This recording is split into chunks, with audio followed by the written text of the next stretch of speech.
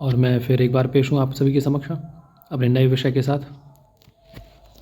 तो आज हमारा विषय है मनुस्मृति, जिसके हम पहले और दूसरे अध्याय के कुछ महत्वपूर्ण स्थलों को देखेंगे इस वीडियो में। मैं प्रयास करूँगा कि कम से कम समय में अधिक से अधिक जानकारी आप लोगों तक पहुँचा सकूँ। तो चलिए बिना देर किए शुरू करते हैं अपने इस विषय को। तो जैसा कि हम सभी जानते हैं कि हमारे इस सिलेबस में पहला, दूसरा और सातवां अध्याय इसका है, तो उन्हीं स्थलों को हम इसमें देखेंगे आज वीडियो में।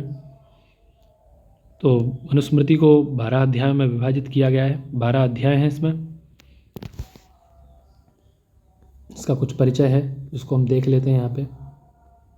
देखिए, ये 12 अध्यायों में विभक्त है और इसमें 2500 श्लोक हैं, जिसमें सृष्टि की उत्पत्ति, संस्कार, नित्य नैमित्तिक कर्म, आश्रम, वर्ण धर्म, राजधर्म इत्यादि प्रायश्चित आदि का उल्लेख किया गया है।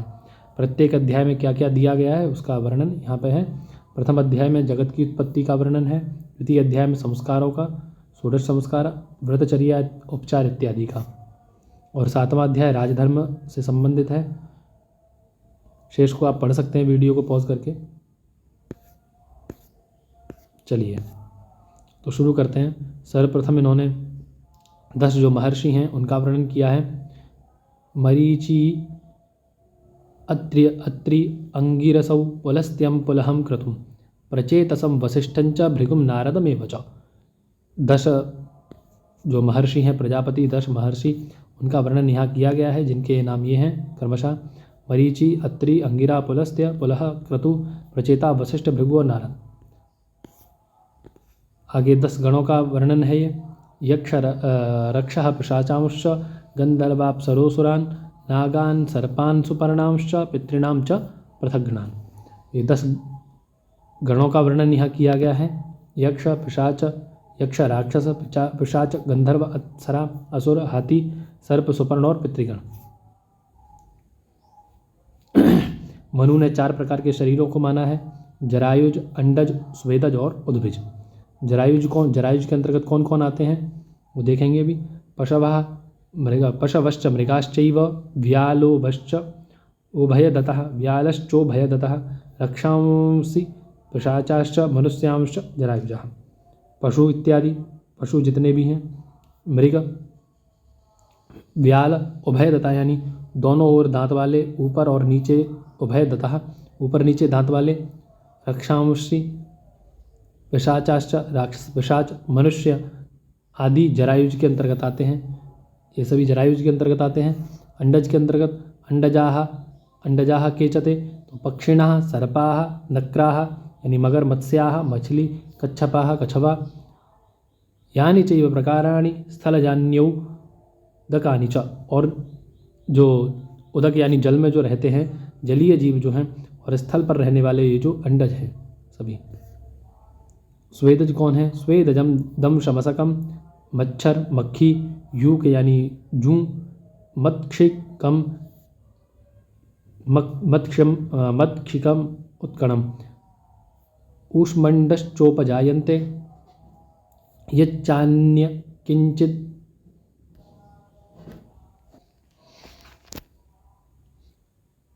ऊष्मंडश्चोपजायन्ते, यच्चान्य किंचित ईदृशम यानी मच्छर, मक्खी, जोंक और उडुस इत्यादि, और जिनकी उत्पत्ति ऊष्मा यानी गर्मी के द्वारा, यानी स्वेद, पसीने इत्यादि के द्वारा जिसकी उत्पत्ति होती है, गर्मी से जिनकी उत्पत्ति होती है, वे सभी स्वेदज कहलाते हैं। उद्भिजाः, उद्भिज जैसा नाम से ही मालूम पड़ता है, तो जमीन को भेद करके जो उत्पन्न होते हैं वे उद्भिज कहलाते हैं। उद्भिजाः स्थावराः सर्वे, सभी जो स्थावर यानी बीज यानी जो शाखा इत्यादि से उत्पन्न होने वाले जो हैं वे सभी उद्भिज होते हैं। स्थावराः सर्वे बीजकांड प्ररोहिणः यानी बीज से उत्पन्न होने वाले। औषध्यः फलपाकांताः और औषधि इत्यादि। औषध्याः फलपाकांता बहुपुष्प फलोपकाः, फलपाकांता यानी फल पकने पर। फलपाकांताः औषध्याः, जो फल पाकांत होते हैं उन्हें औषधि कहा जाता है, यानी जो फल पकने पर सूख जाते हैं उनको औषधि कहा जाता है। बहुपुष्प फलोपगाह, और जो बहुत फल फूल वाले होते हैं उन्हें वृक्ष यानी बहुपुष्प, उन्हें भी औषधि की उसमें रखा जाता है श्रेणी में।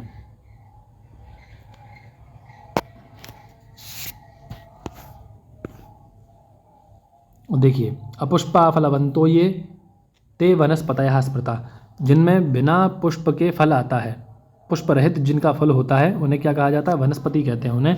पुष्पिणा फलिनश्चैव वृक्षास्तु उभया स्मृताः, और जो पुष्प और फल वाले होते हैं उन्हें तो वृक्ष कहा जाता है।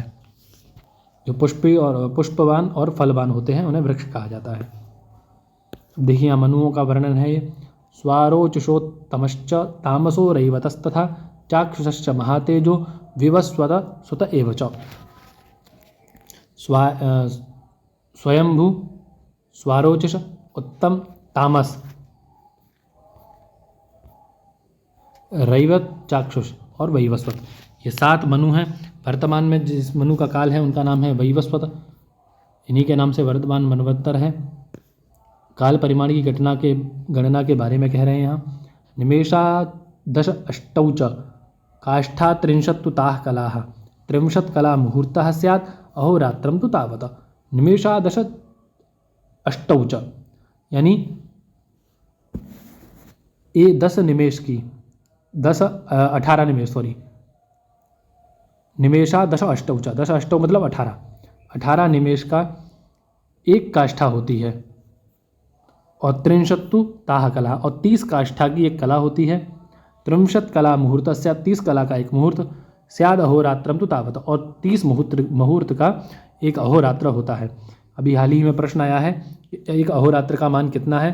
30 मुहूर्त, यानी एक दिन रात में 30 मुहूर्त होते हैं। देखिए यहाँ दिया भी है ये। 18 पलक बराबर एक काष्ठा, 30 काष्ठा का एक कला होता है, और 30 कला का एक मुहूर्त, और 30 मुहूर्त का एक दिन रात होते हैं। मनुष्यों के एक मास पितरों का दिन रात होता है, यानी उनका कृष्ण पक्ष हमारा दिन होता है पितरों का, और उनका शुक्ल पक्ष हमारी रात, हमारा शुक्ल पक्ष उनकी रात्रि होती है। इसी प्रकार मनुष्यों का जो एक वर्ष होता है वह देवताओं का एक दिन रात के बराबर होता है, जिसमें उत्तरायण देवताओं का दिन होता है और दक्षिणायन देवताओं की रात्रि। चलिए आगे चलते हैं। सभी चारों युगों के मान दिए गए हैं। सतयुग का मान 4000 वर्ष है, त्रेता का 3000, द्वापर का 2000 और कलयुग का 1000।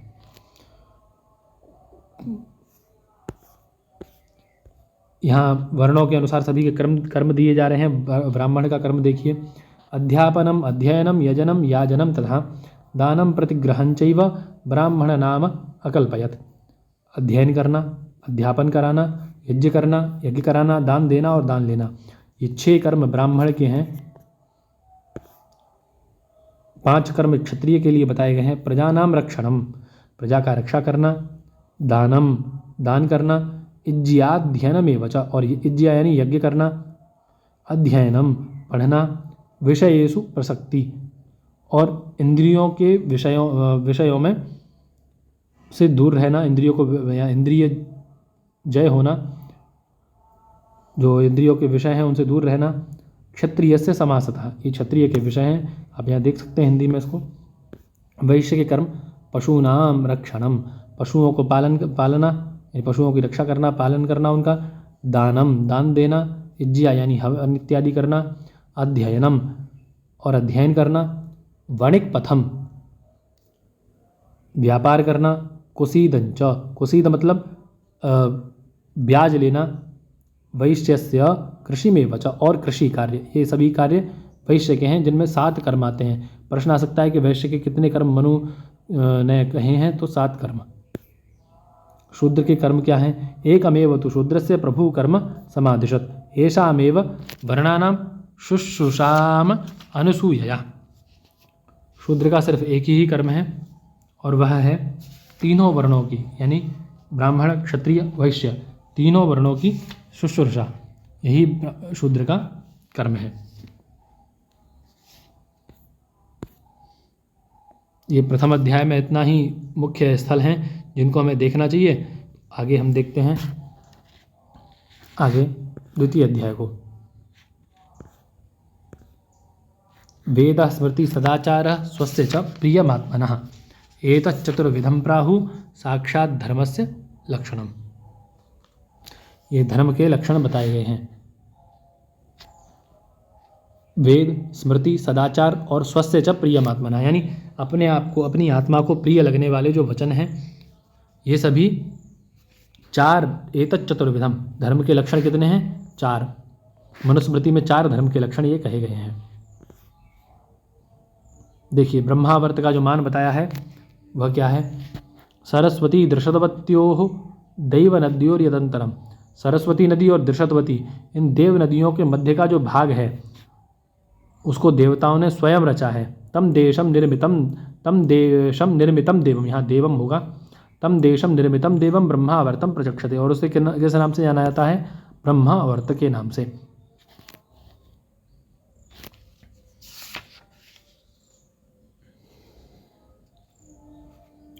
तस्मिन् देशे या आचारः पारंपर्य क्रमागतः वर्णानां सान्तरालानां स सदाचार उच्यते। इस देश में, जो सरस्वती और दृषदवती के मध्य का जो देश है, उस देश में जो चारों ब्राह्मण, क्षत्रिय, वैश्य और उनके जो कर्मों का, वर्णों के जो अंतराल में जो सदाचार है, जो व्यवहार है उनका, उसी को सदाचार कहा जाता है। उन्हीं के व्यवहार को, जो परंपरा रूपी, जो उनके परंपरा से जो आचार विचार है, उसी को सदाचार इन्होंने कहा है। अब ब्रह्मर्षियों के निवास योग्य जो देश बता रहे हैं। कुरुक्षेत्रंच मत्स्याश्च पांचाला शूरसेनका एष ब्रह्मर्षि देशो वै ब्रह्मावर्तम वर्तात अनंतरम। यानी कुरुक्षेत्र, मत्स्य, पांचाल और शूरसेन, सूर्यदेश, ये सभी ब्रह्मावर्त देश के अंतर्गत आते हैं। ब्रह्मावर्त से मतलब कुछ न्यून है, जो सरस्वती और दृषदवती के जो मध्य में है, उनसे उसके अनंतर इनका नाम आता है। अब देखिए, मध्य देश का वर्णन यहाँ किया गया है। हिमवद विंध्ययोर मध्यम यत् प्राग विनशादपि प्रत्यगेव प्रयागाच्च मध्य देशा प्रकीर्तिता। यानी जो विंध्यांचल है, पर विंध्यांचल के मध्य का, और कुरुक्षेत्र से पूर्व प्रयाग के पश्चिम का देश मध्य देश कहा जाता है। आर्यावर्त किसे कहते हैं? आसमुद्रात्तु वै पूर्वात् आसमुद्रात्तु पश्चिमात्। यानी पूर्वीय समुद्र से और पश्चिमी समुद्र तक, समुद्रात्तु पश्चिमात्। तयोः एवांतरम गिरयोः आर्यावर्ते विदुर्बुधा। विद्वानों के द्वारा इसी स्थान को, इन दोनों पर्वतों, विंध्याचल पर्वत और हिमालय पर्वत, इन दोनों के मध्य के जो स्थान है, मध्य का जो देश है, उसी को आर्यावर्त कहा गया है। अब हिंदी पढ़ सकते हैं यहाँ पे।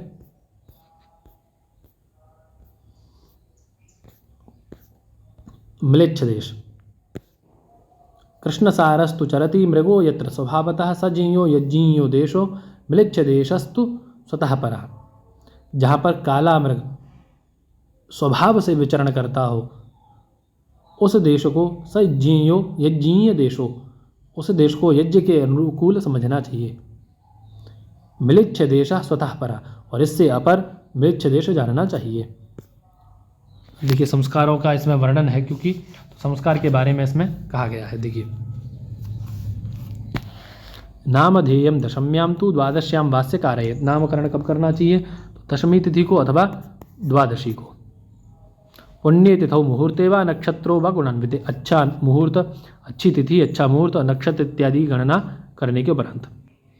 मांगल्यम ब्राह्मणस्य, ब्राह्मण का नाम मंगलवाचक। स्यात् क्षत्रियस्य बलान्वितम, और क्षत्रिय का बल पूर्वक। वैश्यस्य धन संयुक्तम, और वैश्य का नाम धन से संयुक्त। शूद्रस्य तु जुगुप्सितम, और शूद्र का नाम सेवा से युक्त होना चाहिए। शर्मवद ब्राह्मणस्य, नाम के अंत में, ब्राह्मण के में शर्म होना चाहिए। स्याद् राज्यों रक्षा समन्वितम, और राजा के नाम में पीछे रक्षा संबंधी, रक्षा से युक्त नाम होना चाहिए। वैश्यस्य पुष्टि संयुक्तम, और वैश्य के नाम के उपरांत पुष्टि युक्त शब्द होने चाहिए।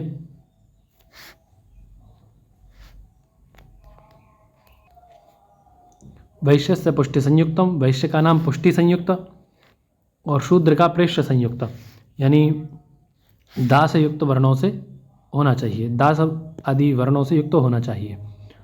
अब निष्क्रमण संस्कार के लिए कह रहे हैं, चतुर्थे मासी कर्तव्यम शिशु निष्क्रमणम गृहात्, यानी निष्क्रमण संस्कार जो है शिशु का वह चौथे मास में करना चाहिए। अन्याप्राशनम षष्ठे मासी अन्नाप्राशनम यथेष्टम मंगलम कुले, या तो छठे मास में अथवा जहाँ श्रेष्ठ हो, कुल के अनुसार जो रीति हो उसके अनुसार। चूड़ाकर्म द्विजाती नाम सर्वेशाम एव धर्मतः, द्विज जितने भी हैं, द्विज से हमें ब्राह्मण, क्षत्रिय और वैश्य इनको लेना चाहिए, और इन्हीं को द्विज से गणना की जाती है इनकी। और चूड़ा कर्म संस्कार द्विज जातियों का अपने अपने धर्म के अनुसार करना चाहिए, जैसे प्रथमे अब्दे तृतीये वा कर्तव्यम श्रुति चोदनात्, या तो प्रथम वर्ष में जब बच्चा 1 वर्ष का हो अथवा तृतीय वर्षे यानी तीसरे साल में ये चूड़ाकरण संस्कार करना चाहिए। आगे उपनयन संस्कार के बारे में कह रहे हैं, इसमें से अवश्य ही प्रश्न आता है। गर्भाष्टमेब्दे कुर्वीत ब्राह्मणस्य उपनयनम, गर्भ से 8वें वर्ष में ब्राह्मण का उपनयन संस्कार करना चाहिए। गर्भादेकादशे राज्यों, और क्षत्रिय का 11 वर्ष में, और गर्भात्तु 12 विशाह, 12 वर्ष में वैश्य का, जैसा कि आप देख रहे हैं यहाँ पे लिखा भी हुआ है। अथवा ब्रह्म वर्चस्स कामस्य, जो ब्रह्म की प्राप्ति की इच्छा रखने वाला ब्राह्मण है उसका 5वें वर्ष में। राज्यों बलार्थिना, और जो क्षत्रिय बल की इच्छा कामना रखता है उसको 6ठे वर्ष में। वैश्यस्य अर्थिनो अष्टमे, और जो अर्थ की इच्छा रखने वाला वैश्य है उसको 8वें वर्ष में उपनयन संस्कार करना चाहिए। अब प्रश्न आ सकता है कि ब्रह्मवर्चस्य कामस्य विप्रस्य कतमे वर्षे उपनयनम, तो वहाँ पर 5वें वर्षे। आगे ओडशात् वर्षात् ब्राह्मणस्य सावित्री नाति वर्तते, 16 वर्ष के बाद में ब्राह्मण की जो सावित्री है वह नहीं बढ़ती है, और उसको ऐसा न करने पर पाप लगता है, यानी सावित्री पतिता हो जाता है, वह व्रात्य कहा जाता है। समाज से बहिष्कृत करने का भी निर्देश कहीं कहीं इसको मिलता है। तो 16 वर्ष के बाद में षोडशात् वर्षात् ब्राह्मणस्य सावित्री नाति वर्तते, अदुबा विंशात् क्षत्रबंधो आचतुर्विंशते विशाह, 16 वर्ष के बाद ब्राह्मण को, क्षत्रिय 22 और वैश्य को 24 वर्ष के बाद उनकी सावित्री समाप्त हो जाती, यानी गायत्री सावित्री से पतित होकर वह समाज व्रात्य हो कहे जाते हैं। अब देखिए क्रमशः यहाँ पर 16 संस्कार जो है उनका वर्णन यहाँ किया गया है। मनु द्वारा वर्णित 16 संस्कार निम्न प्रकार से हैं। जन्म से प्राक होने वाले संस्कार हैं 3, गर्भाधान, पुंसवन और सीमंतोनयन। ये गर्भ से प्राक यानी जन्म से प्राक होते हैं, जन्म से पूर्व तीनों संस्कार किए जाते हैं। अनंतर बाल्यावस्था में 6 संस्कार जो किए जाते हैं, जातकर्म, नामकरण, निष्क्रमण, अन्नप्राशन, चूड़ाकर्म और कर्णभेद। 5 संस्कार शिक्षा काल में होते हैं, विद्यारंभ, उपनयन, वेदारंभ, केशांत और समावर्तन। तो प्रश्न आ सकता है कि जन्म से पूर्व कितने संस्कार किए जाते हैं, अथवा बाल्यावस्था में क्या संस्कारों की संख्या है, और शैक्षिक संस्कार हैं अथवा संख्या क्या है। अनंतर एक विवाह संस्कार और अंत्येष्टि संस्कार, इस प्रकार से 16 संस्कार ये हैं। मनु ने आश्रमों का 4 का उल्लेख किया है, ब्रह्मचर्य, गृहस्थ, वानप्रस्थ और संन्यासाश्रम।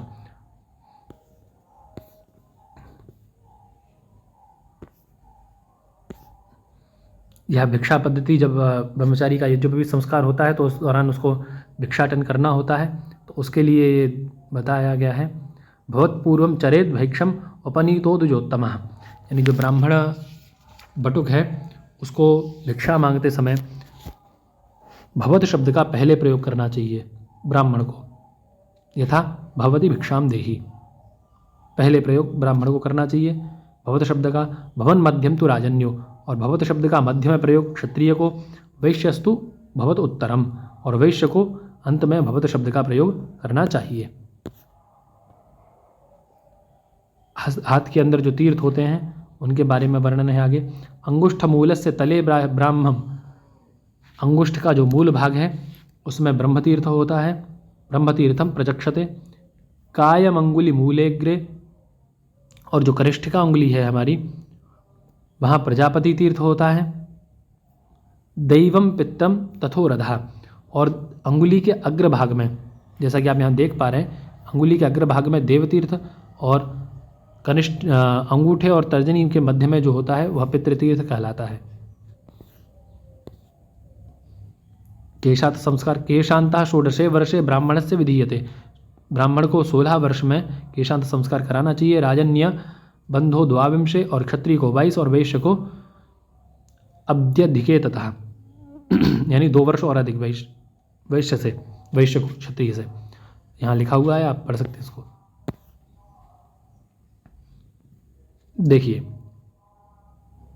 इन शिष्यों को अवश्य ही पढ़ाना चाहिए। कौन कौन? आचार्य का पुत्र, शुश्रूषु सेवा करने वाला, ज्ञान देने वाला, धार्मिक और शौच इत्यादि से युक्त। आप्तः शक्तदो अर्थतः,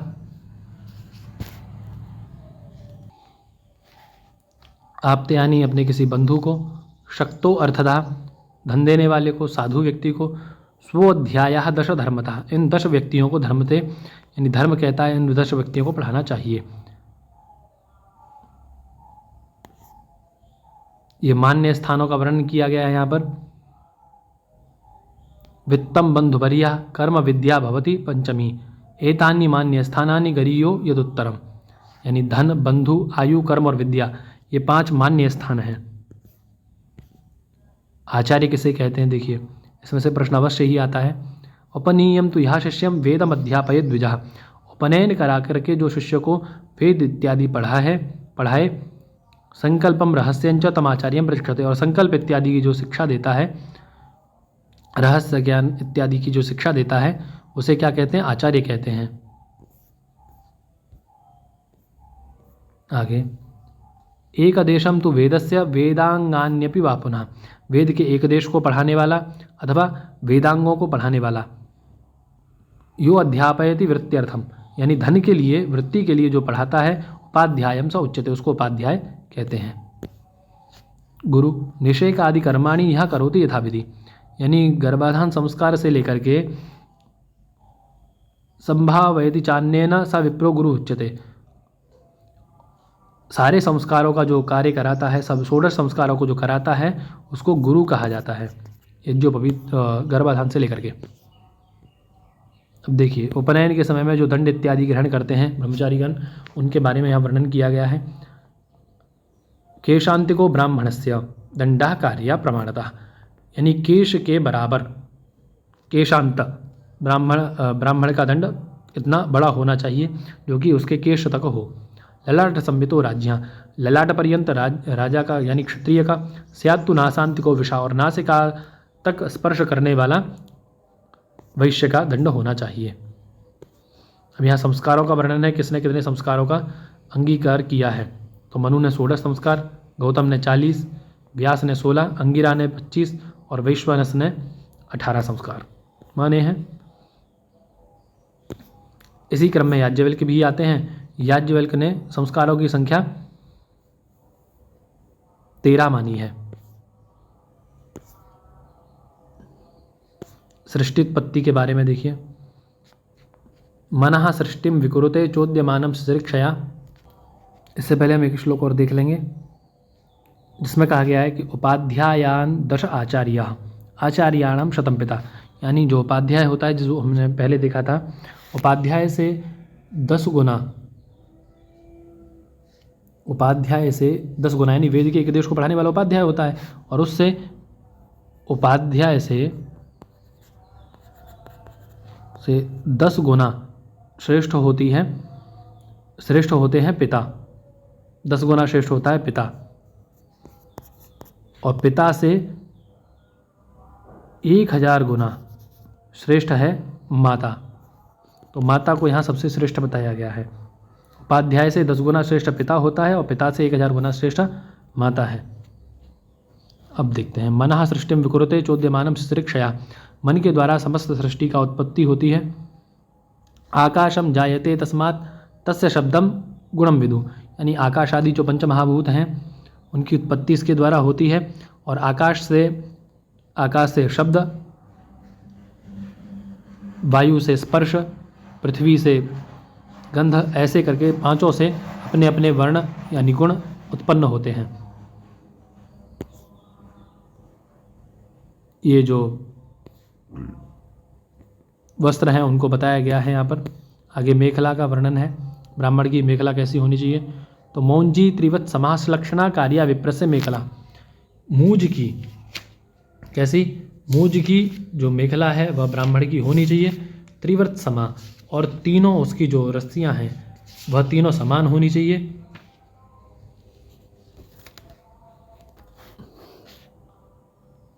श्लक्षणा विप्रस्य मेखला, इसकी तीनों जो रेखाएं, जो तीनों रस्सियां हैं वो समान होनी चाहिए, श्लक्षण होनी चाहिए, है ना। ऐसी विप्र की मेखला। क्षत्रिय से तो मौरबीज्या, और क्षत्रिय की कैसी होनी चाहिए, मूर्वा की जो मेखला है वह क्षत्रिय की। वैश्य की क्षणतांतवी, और वैश्य की सन रस्सी होती है उसकी मेखला वैश्य की होनी चाहिए। अथवा यदि मुंज इत्यादि न मिले तो मुंज अलाभे तो कर्तव्या कोशाश्मांत कबिल वजही त्रिवृत्ता ग्रंथि के नेकेन त्रिभी पंचभी एवं वा। यदि मूंज न मिले तो जो कुशा है, कुशा की भी मेखला बनाकर उनको पहनाई जा सकती है।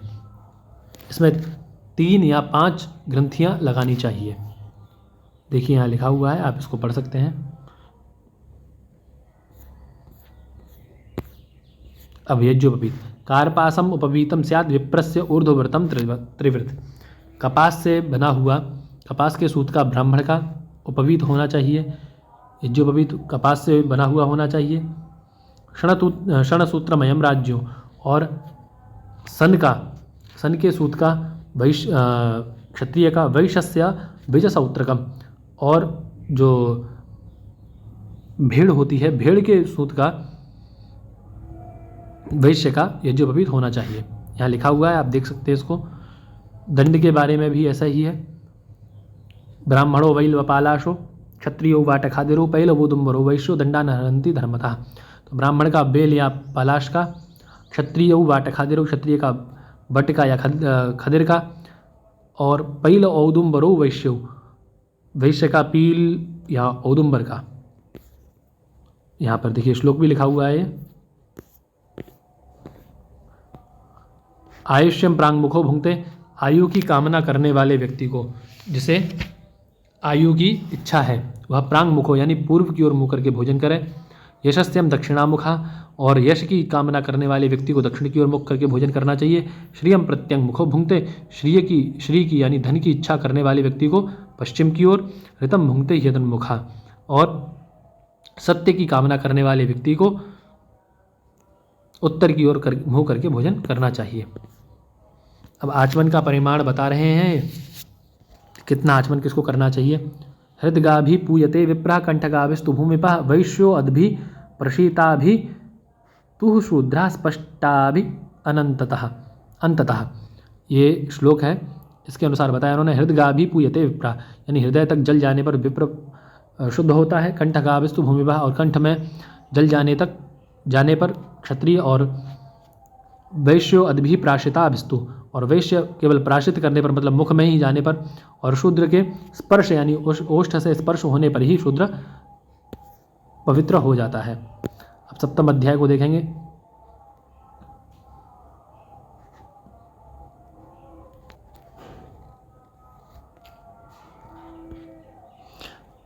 उससे पहले हम कुछ और श्लोक हैं 1-2 जिनको देख लेते हैं, जिन्हें हमें देख लेना चाहिए, जो कि आ सकते हैं।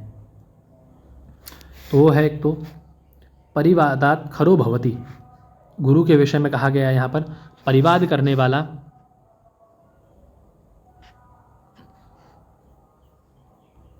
मैं लिख देता हूँ उसको, 1 मिनट।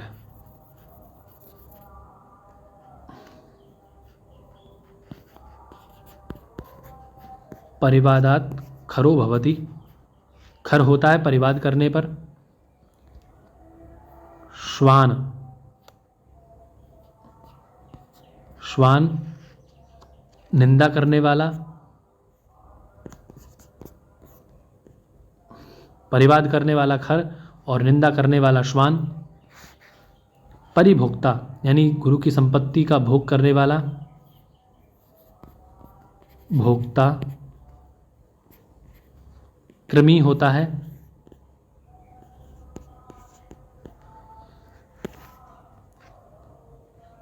आगे, और ईर्ष्या करने वाला, ईर्ष्या करने वाला कीट होता है। यानी गुरु का परिवाद करने वाला खर, निंदा करने वाला श्वान, परिभोग करने वाला संपत्ति का कृमि और ईर्ष्या करने वाला कीट होता है। ये सभी का। तो चलिए अब सप्तम अध्याय को देखते हैं। ये राजा के अंदर जिनका वास है उनका वर्णन यहाँ किया गया है। इंद्रानिलयमार्काणाम अग्निश्च वरुणस्य च चंद्रवित्तशयोश्चैव मात्रा निर्हृत्य शाश्वती। इन 8 अंशों के द्वारा इन सभी का 8 लोगों का अंश लेकर के ईश्वर ने राजा को बनाया है। इंद्र का, वायु का, यम का, सूर्य का, अग्नि का, वरुण का, चंद्रमा और कुबेर। इन 8 लोगों से अंश लेकर के, इन 8 लोगों के अंश के द्वारा राजा को ईश्वर ने उत्पन्न किया है। यदि प्रश्न आता है कि कितने लोगों का अंश राजा के अंदर विद्यमान है, तो 8। अब देखिए, काम से उत्पन्न होने वाले 10 यहाँ दोष बताए गए हैं। मृगया अक्षो दिवा स्वप्न परिवादा स्त्रियो मदा तौर्यादिकम वृथाट्या च कामजो दशको गणः। मृगया करना, अक्ष यानी जुआ खेलना, दिवा स्वप्न दिन में सोना, परिवाद यानी दूसरों के दोष बताना, स्त्री मद यानी स्त्रियों में आसक्ति, तौर्यादिकम यानी ये गाने बजाने में रहना, यहाँ मदह ये मद्यपान से संबंधित है। वृथाट्य यानी वृथा भ्रमण करना। ये काम से उत्पन्न होने वाले 10 गुण हैं। 10 दोष जो हैं काम से उत्पन्न होते हैं। अब क्रोध से उत्पन्न होने वाले 8 दोषों के बारे में कह रहे हैं। पैशुन्यम, साहसम, द्रोह, ईर्ष्या, असूयार्थ दूषणम।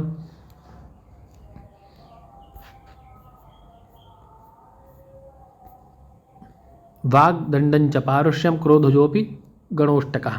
क्रोध से उत्पन्न होने वाले 8 गुण कौन से हैं? चुगली, दुस्साहस, द्रोह, ईर्ष्या, दूसरों की वस्तु चुराना, छीनना यानी कठोर वचन बोलना, अनुचित दंड देना। ये सभी क्रोध से उत्पन्न होने वाले गण हैं। 6 प्रकार के दुर्ग राजा को बनाने चाहिए, जिनके बारे में यहाँ कहा गया है। धन दुर्गम, मही दुर्गम, जल दुर्ग, वृक्ष दुर्ग, नृ दुर्ग और गिरि दुर्ग। इनमें सबसे श्रेष्ठ जो है वह गिरि दुर्ग को कहा गया है। 6 गुण जो राजा के यहाँ पर बताए गए हैं। संधिम च विग्रहं चैव यानमानसमेव च मासनमेव च द्वैधि भावं संशयं च षड्गुण्यांश्चिन्तयेत् सदा। इन 6 गुणों का चिंतन हमेशा राजा को करना चाहिए। संधि के बारे में, विग्रह के बारे में, यान के बारे में, आसन के बारे में और द्वैधि भाव के बारे में और आश्रय के बारे में। इनका चिंतन अपने विद्वान जनों के साथ राजा को सभी का करना चाहिए। राजा के 7 अंग कौन से हैं? तो राजा, अमात्य, पुर, कोष, दंड, मित्र और बल। ये राजा के 7 अंगों के अंतर्गत आते हैं।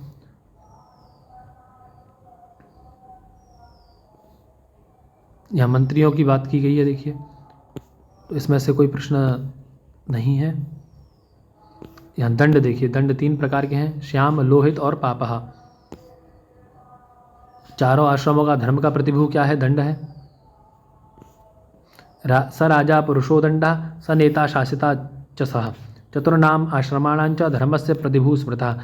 चारों धर्माश्रमों का और धर्म का प्रतिभू दंड ही है। ये 6 प्रकार के व्यूह हैं, दंड व्यूह, शकट व्यूह, वराह व्यूह, मकर व्यूह और सूची व्यूह, गरुण व्यूह।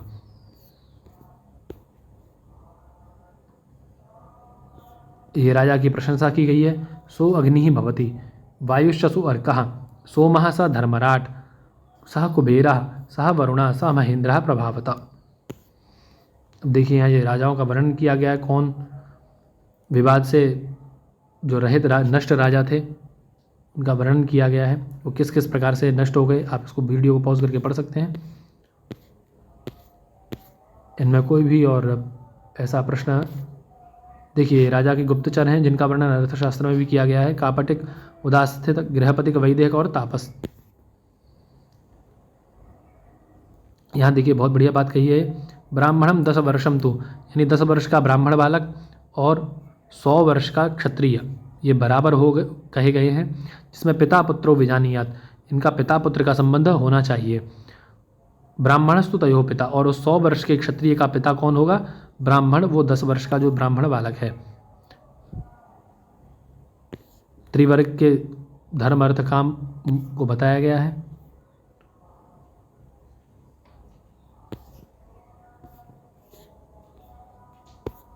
यहाँ और कोई प्रश्न ऐसा नहीं लगता है जो पूछा जाएगा, तो इस वजह से हम उन्हीं को देखेंगे जहाँ से प्रश्न बनने की संभावना है।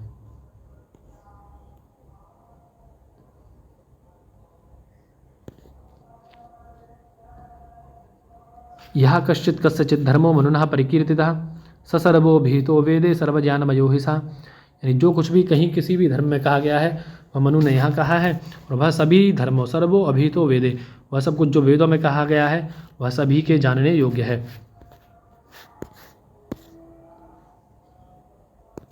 ये प्रमुख अंश हैं, देखिए कुछ अक्षय निधि, सामदंड प्रक्रिया,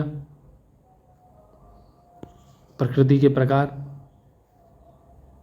ये जो संधि विग्रहयान जो हम पूर्व में देख चुके हैं, इनके 2 प्रकार हैं, पाक यज्ञ, वैश्वदेव, बलिकर्म, नित्य श्राद्ध और अतिथि पूजन। राजा के कर्म 8 प्रकार के होते हैं। विवाह का वर्णन भी किया है मनु ने, ये भी 8 प्रकार के हैं, ब्राह्म, दैव, आर्ष, प्राजापत्य, असुर, गांधर्व और राक्षस और पैशाच। इनमें से 4 जो आदि के यह शास्त्रोक्त रीति से उचित हैं और शेष 4 अनुचित हैं। देखिए ये भी यहाँ लिखा भी है, 4 उत्तम कोटि के हैं और 4 निम्न कोटि के। राजा के लिए कुशल प्रशासन हेतु 4 उपाय बताए गए हैं, साम, दाम, दंड और भेद। अब इसकी प्रमुख सूक्तियां हैं कुछ,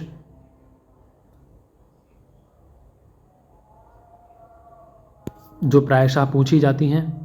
श्रुतस्तु वेदो विज्ञो धर्मशास्त्रम तो वही स्मृति, ये दूसरे अध्याय से है। सर्व तेजमयो हि सः, ये 7वें अध्याय से है। आचारात् विच्युतो विप्रो न फेद फलमश्नुते, वेदोखिलो धर्ममूलम स्मृतिशील च तद्विदाम, आचारश्चैव साधूनाम आत्मना तुष्टिरेव च, ये भी दूसरे अध्याय से है। तम राजा प्रणयन सम्यक त्रिवर्गेणाभित वर्तते, त्रिवर्ग कौन है? वो धर्म अर्थ काम मोक्ष। धर्मो रक्षति रक्षितः, वेदमेव सदाभ्यसेत, तपस्तपसे द्विजोत्तमः, वेदाभ्यासो हि विप्रस्य तपः परमे होच्यते, यो नधीते द्विजो वेदा मन्यत्र कुरुते श्रमम्, सचीवन्नेव भयशूद्रत्वम् आशु गच्छति सान्वया, यानी जो द्विज वेद के अतिरिक्त कहीं और श्रम करता है वह जीता हुआ शूद्र के समान है और शीघ्र ही अपने कुटुंब के साथ शूद्रत्व को प्राप्त कर लेता है। सर्वेषां तु नामानि कर्माणि च पृथक पृथक वेद शब्देभ्यः एवादो पृथक संस्थाश्च निर्ममे, सभी के कर्मों के बारे में, सभी के नामों के बारे में पृथक पृथक इस ग्रंथ में कहा गया है। वेद शब्देभ्य एव आदौ पृथक संज्ञाश्च निर्ममे, वेद शब्द के बारे में भी कहा गया है। देखिए मनुस्मृति की जो टीका है, मेधातिथि ने मनुस्मृति भाष्य लिखा है, खुल्लुक भट्ट की मनोवर्थ मुक्तावली है, सर्वज्ञ नारायण ने मनोवर्थ वृत्ति टीका, राघवानंद की मनोवर्थ चंद्रिका, नंदन की नंदिनी टीका और गोविंद राज की मनवाशय सारिणी टीका है। आगे याज्ञवल्क्य स्मृति है जिसको हम अगले वीडियो में देखेंगे। धन्यवाद।